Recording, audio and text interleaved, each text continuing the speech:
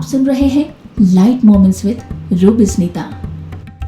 राम जब पिता की आज्ञा से वनवास गमन करते हैं, सभी जानते हैं कि वहां भीलनी सबरी उनकी प्रतीक्षा में वर्षों से पलके बिछाए बैठी थी।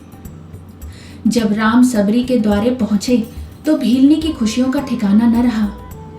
प्रेम से ओत-प्रोत होकर सबरी बोली, यदि रावण का अंत नहीं करना होता राम, तो तुम यहां कहां से आते, है ना?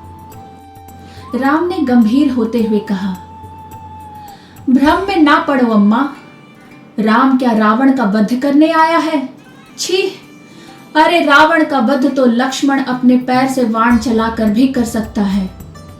राम हजारों कोस चलकर इस गहन वन में आया है तो केवल तुमसे मिलने आया है अम्मा, ताकि हजारों वर्षों बाद जब कोई पाखंडी भारत के अस्तित्व पर प्रश्न खड़ा करे तो इतिहास चिल्लाकर उत्तर दे सके कि इस राष्ट्र को क्षत्रिय राम और उसकी भीलनी मां ने मिलकर गढ़ा था। जब कोई कपटी भारत की परंपराओं पर उंगली उठाए तो काल उसका गला पकड़कर कहे कि नहीं, यह एकमात्र ऐसी सभ्यता है जहां एक राजपुत्र वन में प्रतीक्षा करती एक दरिद्र वनवासिनी से भेंट करने के लिए 14 वर्ष का वनवास स्वीकार करता है। राम वन में बस इसलिए आया है ताकि जब युगों का इतिहास लिखा जाए तो उसमें अंकित हो कि सत्ता जब पैदल चलकर समाज के अंतिम व्यक्ति तक पहुंचती है तभी वह राम राज्य है। राम वन में इसलिए आया है ताकि भविष्य स्मरण रखे कि प्रतीक्षाएं अवश्य पूरी होती हैं। सबरी एकटक राम को निहारती रही। राम ने फिर कहा, राम की वन यात्रा रावण के युद्ध के लिए नहीं है माता। राम की यात्रा प्रारंभ हुई है भविष्य के लिए, आदर्श की स्थापना के लिए।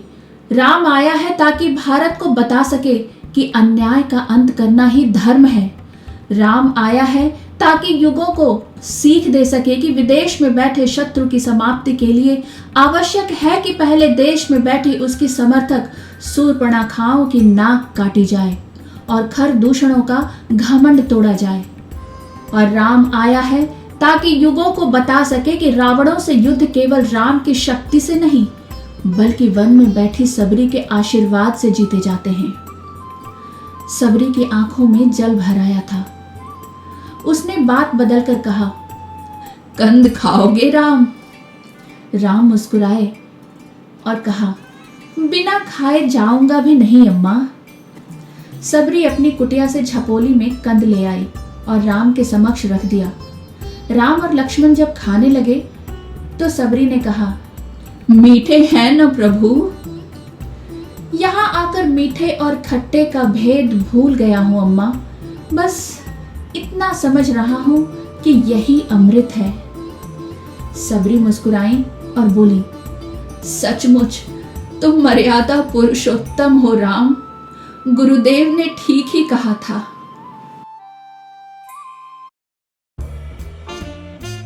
ये कहानी बस यहीं तक। उम्मीद है आपको अच्छी लगी होगी। आपसे मेरी मुलाकात फिर यहीं होगी ऑन लाइट मोमेंट्स विद रूबिस्निता।